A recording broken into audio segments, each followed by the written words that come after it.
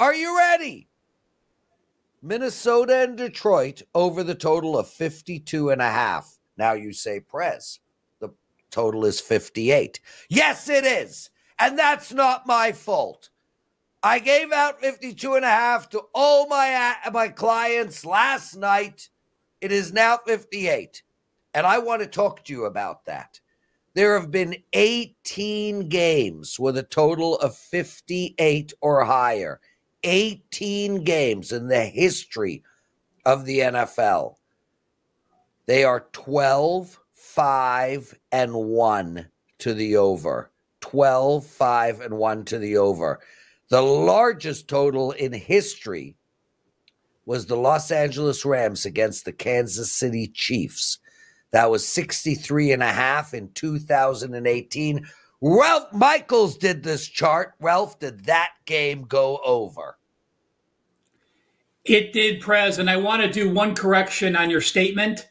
This is the data since 2000. So, in the 90s, there might have been those the LA San Diego Chargers days with Winslow that might have been higher. So the data you gave out and quoted, the records are all correct, has been since 2000. And yeah, like you said, 12, 5, and 1 on those tie totals, and the highest total did cover. So good luck on your play. And, the important thing to realize is the reason you become an all-access customer, Prez, is just what you said. As soon as we upload those plays in the system, you get notified via an email, and you're able to grab those line moves. And I'll tell you what, think about it. 10 wins throughout a season changes as much as 66 units. If you get those early lines in, breaking them out. So think about what you would do with 66 bets in your pocket to start New Year's Day. And Ralph, this has happened 3 times in the last 24 hours. So my all access clients got under 6.5 in the Winnipeg Jets game last night. Line moved to 6. My all access clients got over 6 on a game today in the NHL. It's moved to 6.5. My all access clients got over 52.5 in the Minnesota and Detroit game. It's moved to 58. Guys, today is the last day to use Holiday 25. 25% off of any long-term package. This is the last day to use it. Please take advantage of that. Ralph is rolling. I'm rolling. Andy is rolling. So, Holiday 25. Okay, brother, let's get into some college football. Now, we have Penn State playing tonight. They're playing Boise. I have a 4% play on that very game that goes tonight. You've got a bet for us. It's Boise plus 11.5. The total in this game, 54.5, 55. How do you suggest we bet this game? Well, again, I think this line should actually be a little higher.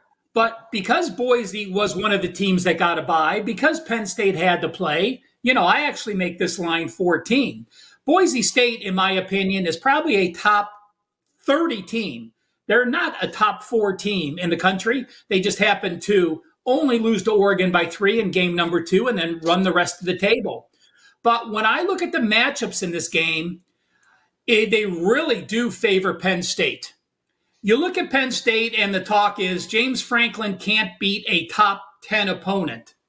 And again, I don't consider Boise a top 10. If you look at their 2 losses, at home against Ohio State and in a neutral setting against Oregon, the reason they lost those games is they get exposed with talented outside players, fast running backs, fast wide receivers. Well, guess what? That is not Boise. Boise is going to pound it to you with Ashton Genty, 2,500 yards, 7.3 yards per carry. Maddox Matson, his YPA is on the low side. It's only 7.5. Drew Aller is 8.9. So there aren't a lot of long passes. And when you look at Boise State, they did hold Oregon to a season low 252 yards. Yes, they got up going to Oregon and playing there. But look at the other teams this year. 461 yards at Georgia Southern. They allowed 507 yards at home against Utah State. They allowed 483 yards at San Jose State. So originally I thought I liked the under in this game, but when I looked at the matchups, both favoring Penn State, my top opinion here would be Penn State team total over 33.5. You got to lay $1.15 with that. But the Nittany Lions do get it done today, and I think they get it done on the offensive side and able to shut down Boise, leaving them some short fields to score more points. Well, Michael's joining us, everyone. One of the best handicappers around and an even better guy. You can find him at WagerTalk. He's an exclusive handicapper to us. Ralph, Texas and Arizona State. Now, what stands out to me is that 75% of the tickets have been written on the over in this game. It is 51. Arizona State is plus 12. It's pretty even on the spread. How do you bet this game? Well, again, you have Arizona State, a team that is way overranked in the rankings. And then you could say, well, who has Texas beaten that was a quality team? You know, you look at Texas against Clemson. They gave up 412 yards, but only 76 yards rushing. Why is that important? Again, while Boise may have the best running back, Scadaboo may actually be the better back, you know, with 1,568 yards, 6.0 yards per carry against much tougher competition. Just FYI, if you look at Sagarin's strength of schedule, Boise played the number 89 schedule, so you have not been tested. Arizona State has been the ATS darling this year. They've gone 11-2 against the spread. Their losses at Texas Tech, 30-22. At Cincinnati, 24-14. The way Texas finished the season, I wasn't impressed in either of the Georgia games. They haven't played a wild schedule. Their offense is, though, top 10, averaging 97 yards per game more than their opponents allowed. Their defense is number 2, holding their opponents to 129 yards per game under what they allow. You look at Arizona State's averages, 41 on offense, 15 on defense. Still a quality team, but not the team that deserves to be here. Against Iowa State in the championship game, a 464 to 341 yard edge, but they were +3 turnovers. So what might have been their best win of the season, we have to put an asterisk around it, because if you're +3 turnovers, you're likely to win. I think it's about 85% of your games in college football. So that win isn't as good as they had. I like Texas, but I like Texas early here. You know, when we get to the second half of these games, we're going to see new scenarios. We're going to see trick plays. We're going to see teams try to do things they haven't do. Give me Texas to prove they are a legitimate top 10 offense, top 10 defense, can handle this opponent. And remember, you know, they just played here, so they're familiar with the setting. Gives them a little bit of an advantage. Color me the Longhorns for this matchup on New Year's Day. You're watching Wager Talk Today, everyone, the best daily sports betting show ever. Ralph Michaels is joining us. We also have Skee Profit coming up with some NBA, Andy Lang with some prop bets. We're going to end the show with Gianni The Greek. If you guys like what you're hearing, take 1 split second out of your day, hit that thumbs up button. It would be greatly appreciated. So, Ralph, this last game between Oregon and Ohio State is a really fascinating game. I mean, the dog here at +2.5 Oregon, they're taking about 59, 60% of the money. This is a team that hasn't lost all year, a team that has beat Ohio State already, and they're just not getting the love. How do you bet a game like this? And especially considering it's really hard to beat a team twice in a row or twice in the same season. You know, if you're a favorite, that team wins about 63% of the time. They don't do as well covering. So, you know, it's not as much as you would think in college football, but it doesn't happen that often. You know, the NFL is a different story when we talk about a third win after beating an opponent twice. That is quite a unique scenario. So, you know, I look at this, and Prez, you said Oregon's undefeated, but that doesn't matter to me. I have Ohio State power rated as the best team. And while I can't match your generosity, Prez, giving out a free 5% play, Ohio State was an actual client release for mine, so I will give you that for free as well. So you're getting 2 client plays for free so far today. You go back to the Ohio State game when they visited Eugene, and you said Oregon won. But let's remember this.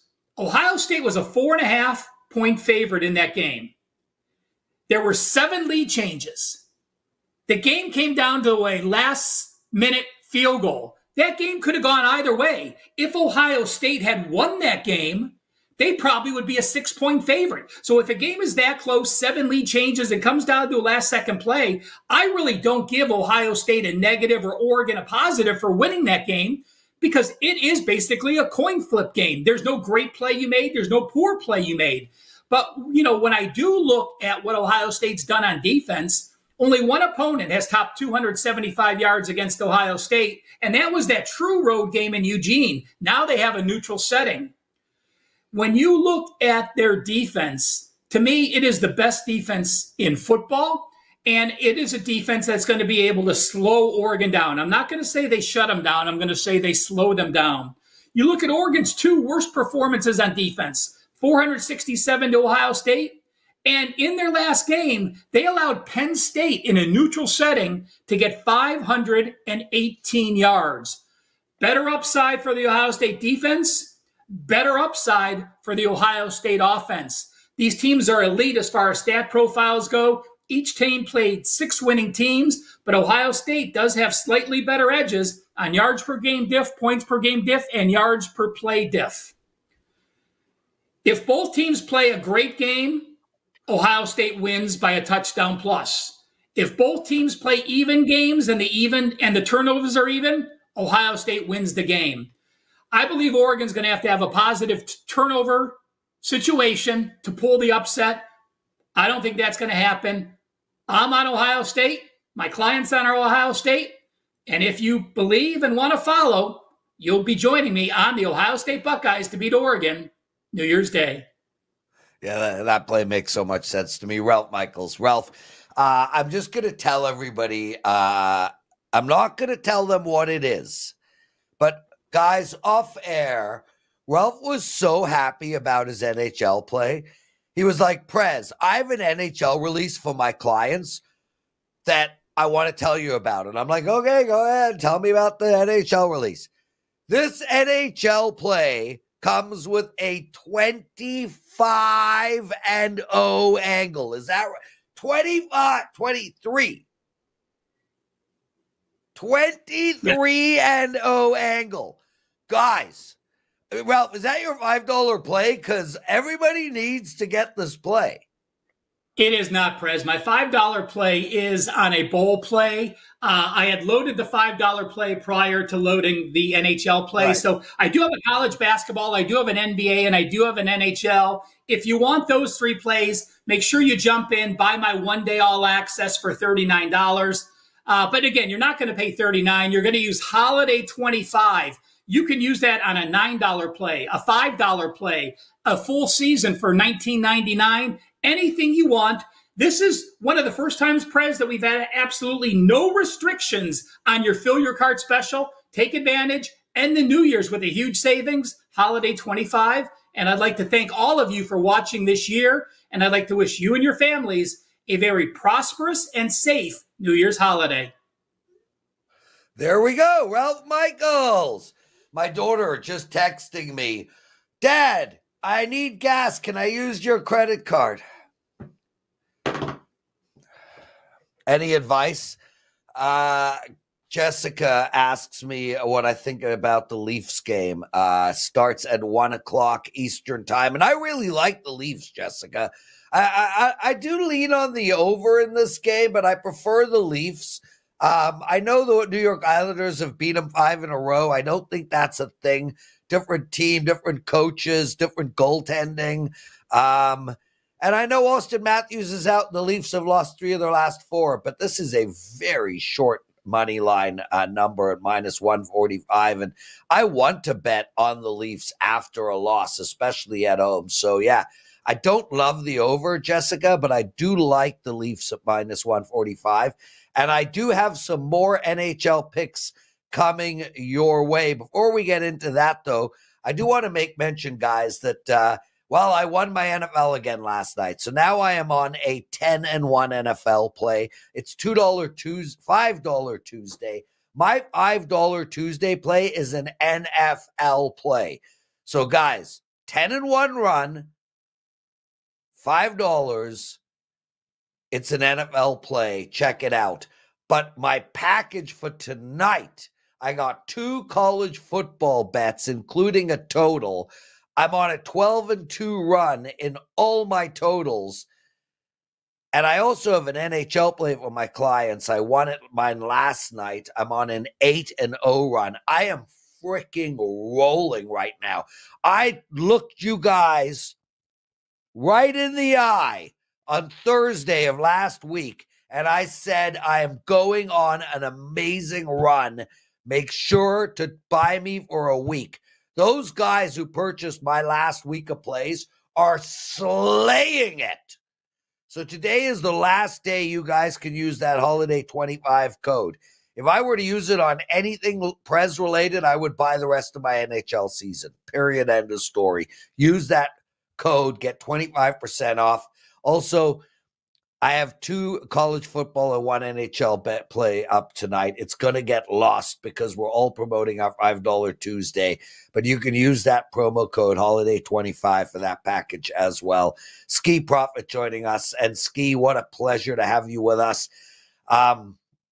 Before we get into some actionable NBA betting information, can you tell us old guys what you cool cats do on New Year's these days? There's a lot of things to do, especially if you're in Vegas. I mean, they got some cool stuff going on at the Sphere. I think it's a big EDM show, something like that. First one inside the Sphere. A lot of artists are going to be performing around town, and it's going to be a lot of people out. You can find some nice ladies. All you got to do is step outside. Speaking of nice ladies, Skee, from 21 to 28, I went 7 years in a row. So I wish you my streak, my brother. I wish you my streak. I appreciate that. I remember I was in Melbourne, Australia, on my 6th in a row, and I was walking the streets screaming, "Who's gonna be number 6?" And pulled it, baby. Anyway, that's a story for another day, and one where there's no females around to call me creepy and perverted. Let's get into some NBA action. The T-Wolves against the Thunder. This play goes tonight. Oklahoma minus 6.5, a total of 217, 16.5. How do we bet this one?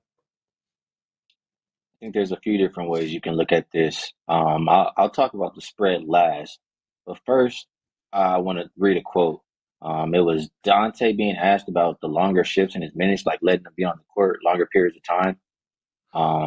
He said, "I think the most important time of that shift is the first 4 or 5 minutes in that first quarter. Just pushing the pace, trying to change the game, whether it's we come out slow, pick it up, and we come out strong and just take it to another level. I think that's what we did at the end of the first, start of the second tonight. Just pushing the pace, make or miss, just pushing the pace, getting open, and just running. That's when you saw everybody get a little bit of energy and playing harder." You go and listen to the coach talk. He talks about the bench unit that they have out there. He says Josh gives them a transition runner, and he says those guys are just all playing real fast. And generally, Julius is pushing and getting us into stuff early. And you look at Julius. He mentions pace too. He says, "I think our pace is up a little bit. It's creating easier looks in transition or early offense throughout the flow. So just got to keep up with that, et cetera, et cetera." What do we keep hearing? Pace, pace, pace. So, yes, we have 2 really good defensive teams. When you're facing a good defense, that's what you want to do. You want to get out and run so you don't have to be against a set defense all the time. I look at the total for the full game. It's gone up from the opener of 215 to about 217.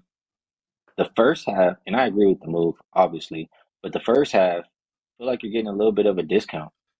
They opened at 105.5. You still can find that out there. And you look at both teams combined average a little bit over 109 first half points per game compared to the 107 in the second half. So I like the first half over 105.5. I think they'll be running even with that good defense. In the second part of this, the player prop, Randall over 11.5 rebounds and assists. They've been playing them more with that bench unit, and he's had a lot more success. The team has looked better. A little bit of that quote that I read, it was a reporter asking him about his recent uptick in assists, and it's because they're playing faster, and it's just a better flow.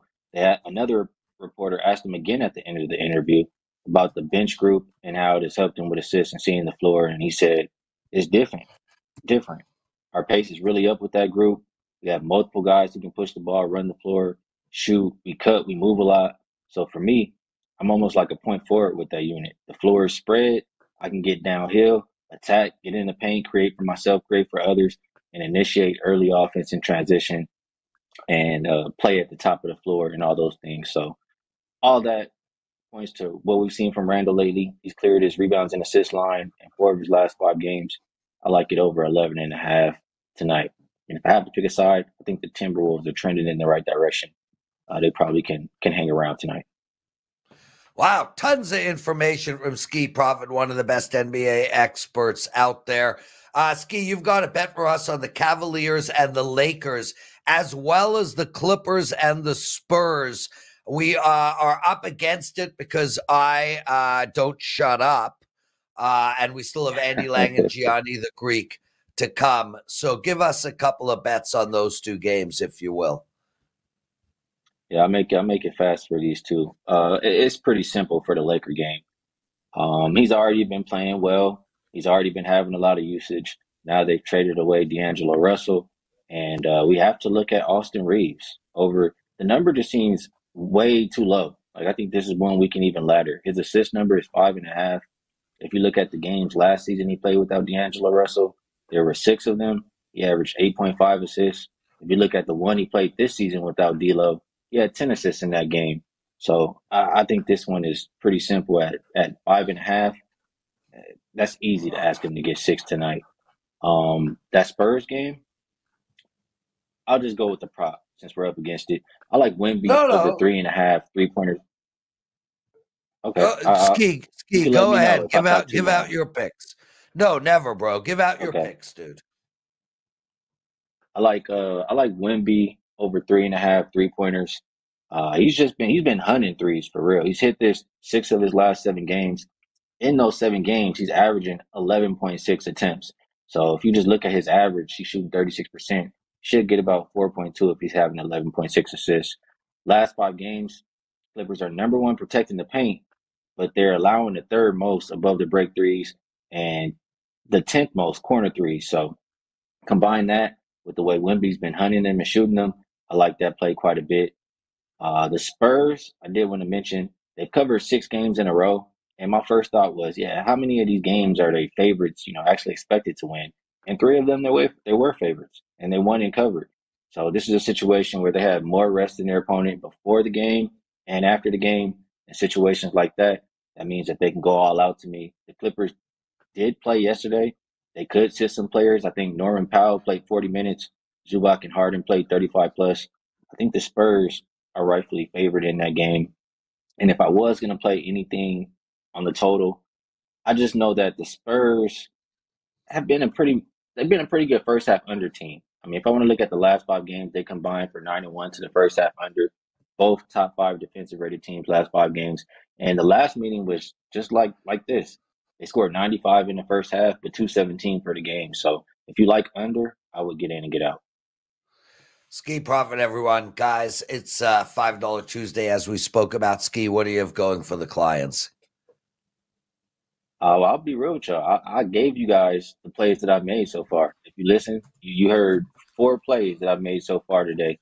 I haven't put anything up for $5 Tuesday, but I will have something for football. I just need a little bit of time because I just got back in town. So I'll mention I'm over 211 units going back a few years in the NBA, bread and butter. So I'm streaky, and I just saw a couple go in. So I think this is the time to hop on if you'd like to be a part of it.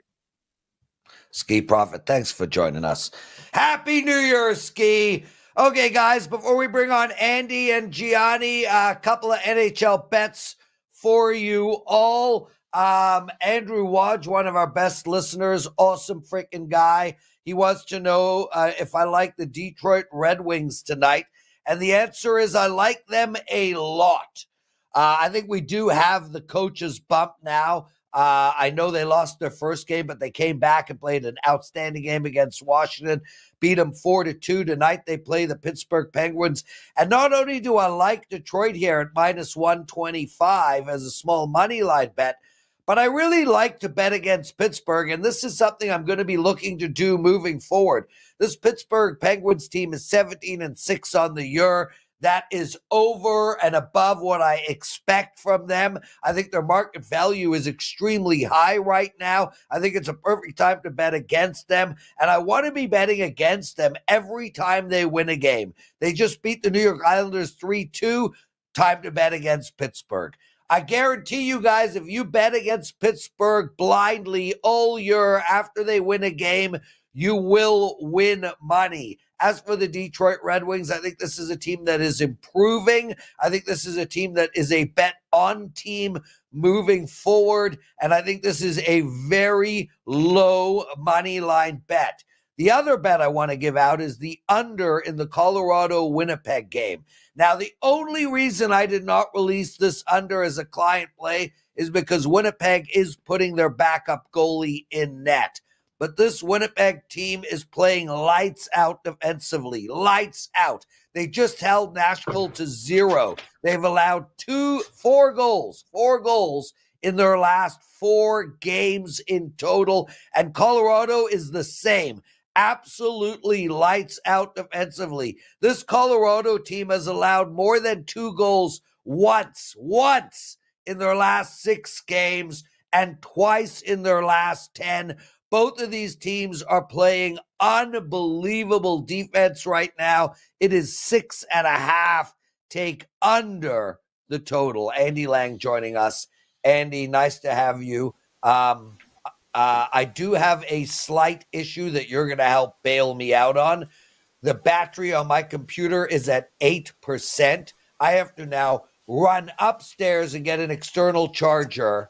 While doing that, I hand the microphone to you. Are we ready? Are we ready? Let's do it. All right, we'll start off talking about some. Andy, why would the host have his computer plugged in? You know, why would he do such a thing, Andy? Well, and also he just told Skee we're up against it, and then he proceeded to ramble on about now it. I'm gonna go get my computer. Now I'm going to leave the show. Bring some decorum to the program, Andy. Let's go over some NHL props. Get this one in now if you want to play Alex Ovechkin over 0.5 point. That game is literally starting right now, so you only have a few minutes to get it in. I'm stunned at this price. It's a fantastic price to just have a point. This isn't even a goal. He has a point in 12 out of 13 games, 7 straight games. He faces Boston at home, and here's the thing. Boston has allowed 26 goals total in their last 6 road games. You could score a lot of goals against Boston when they're on the road. So that game is getting ready. Puck's going to drop soon on that one. Later on today, Tage Thompson under 2.5 shots on goal. He's gone under in 10 out of 11. He's only averaging 3.8 shot attempts the last 10 games, so it's tough to get to 3 shots actually on goal when you're only taking 3.8, and Dallas is 4th in shots on goal allowed. 3 o'clock start game in NBA. Take a look at Chris Middleton over 13.5 points. There's 2 things to know about this. One, last 16 games against the Pacers, he's gone over this total. He absolutely torches the Indiana Pacers. He had a 42-point game against them a couple years ago. The other thing, Giannis is questionable. Wait a little bit before the game and see if Giannis is ruled out. If he is ruled out, you're hammering Chris Middleton.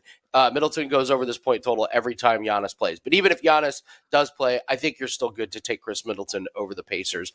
And then it is the first week of golf. You guys know that is near and dear to my heart. It's the Century. This used to be called the Tournament of Champions, but we do have golf content that's going up later today, and I'll give you a free play on that. Sung J M to finish in the top 20. He's finished top 20 in all 4 years playing here. 3 of those years, he was top 10. He was 5th here last year. The last 6 months, he's 4th in total strokes gained in this field. I expect a big year from Sung J M. He's finally settling into his new kind of professional career in the next stage of his life. So Sung J M top 20 minus 165. Tomorrow, we will be talking a little bit more of darts, and we'll also be starting to talk about tennis because we have the Australian Open that is coming up. Tennis plays galore. We've had 2 or 3 every day. We're number 1 in tennis profits lifetime. We're number 1 in golf profits lifetime. And darts so far in the tournament for the World Championships, we're 28-12. So tomorrow we'll start talking about some of these sports that definitely need attention. There's a lot of money to be made there. Andy freaking Lang. That was amazing, dude. I love that you're on the show every day. Thank you, brother. It's $5 Tuesday. What do you got going?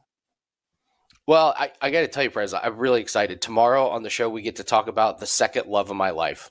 My wife is the first love of my life. The second is Aryna Sabalenka, the number 1 tennis player in the world. Why? Because in the first couple rounds of all of her tournaments, she beats the crap out of all of her opponents. She wins 2-0. It's the best bet in tennis, and she did it again yesterday. She plays again tomorrow, so we'll talk about her. But for $5 Tuesday, listen, we got some red-hot NHL handicappers, Prez. Yep.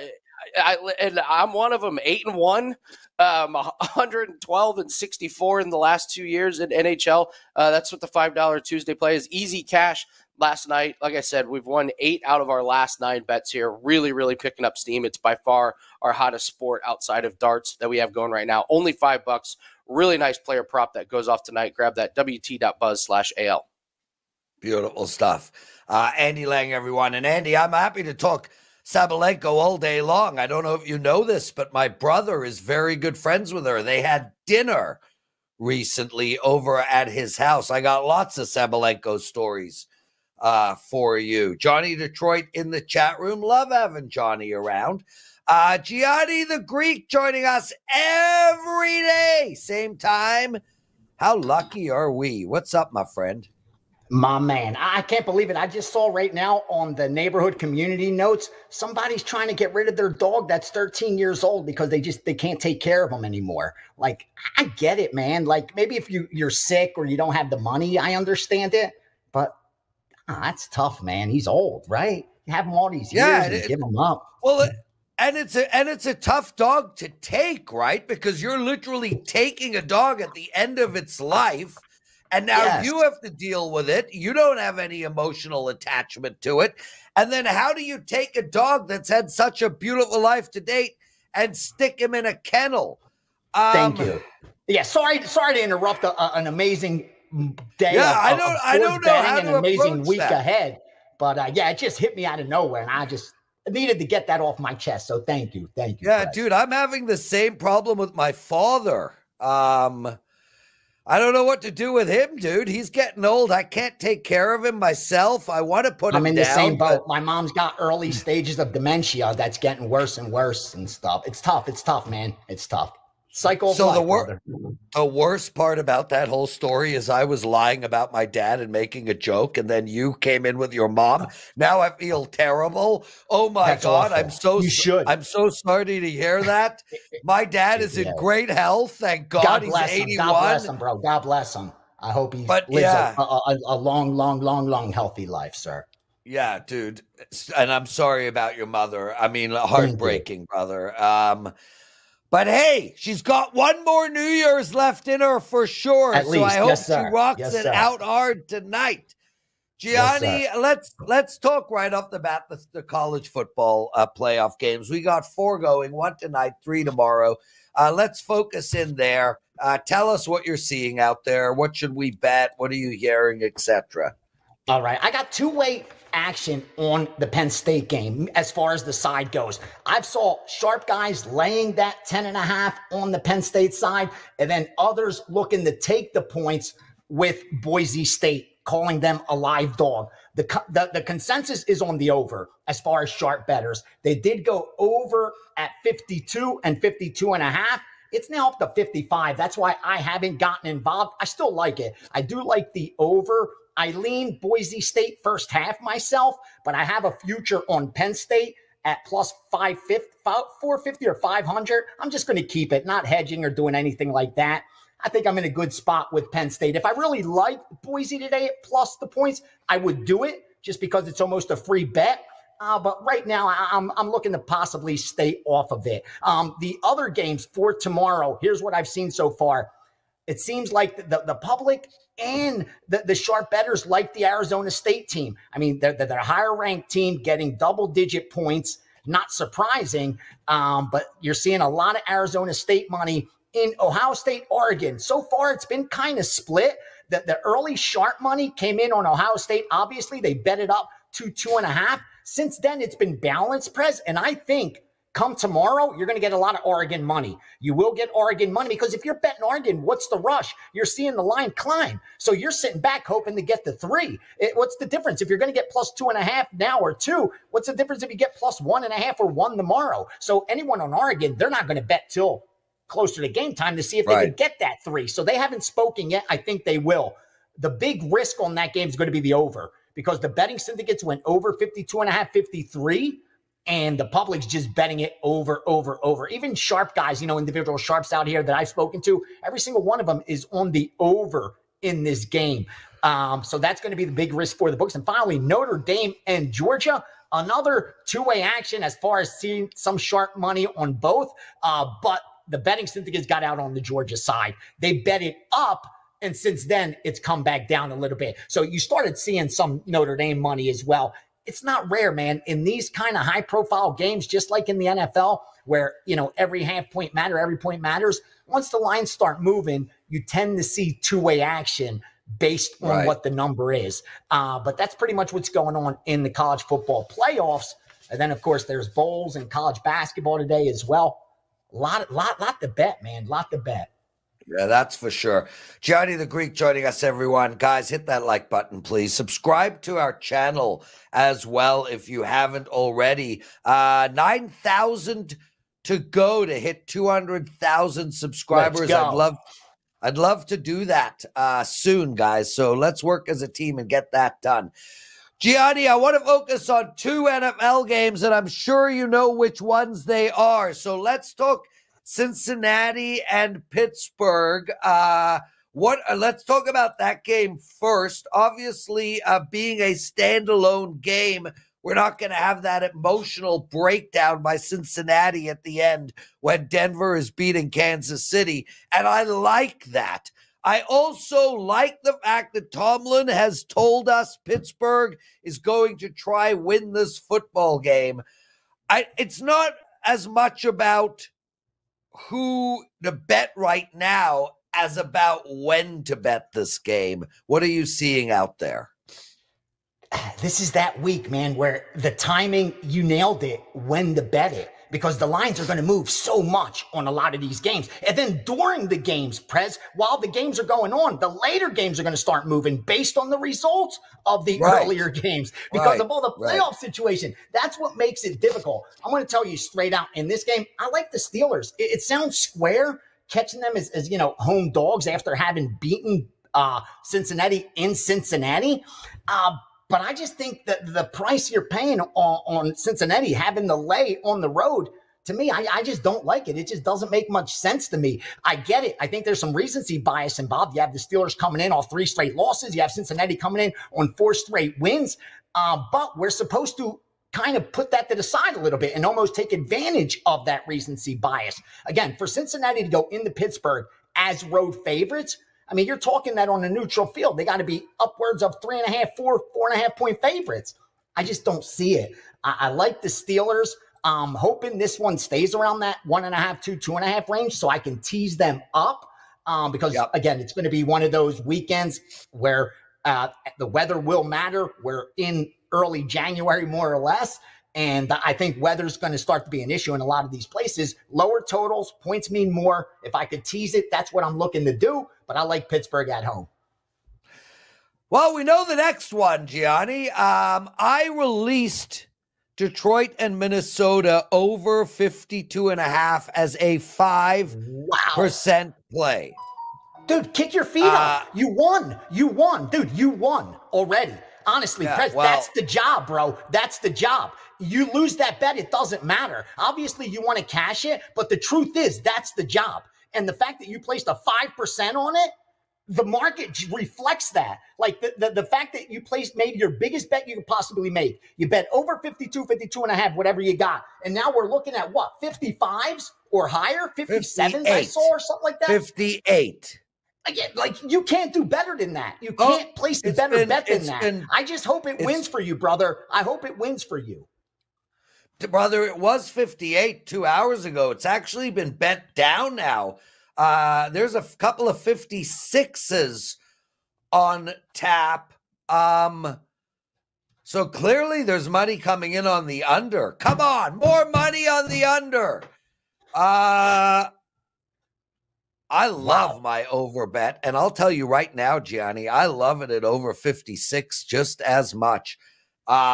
Irrelevant to me. That line move does nothing for me. This game is getting into the 60s, guys. What are you seeing or hearing out there? Every sharp better out here, every group bet that over. So you're definitely on the side of those few that actually win long term. That's the bottom line.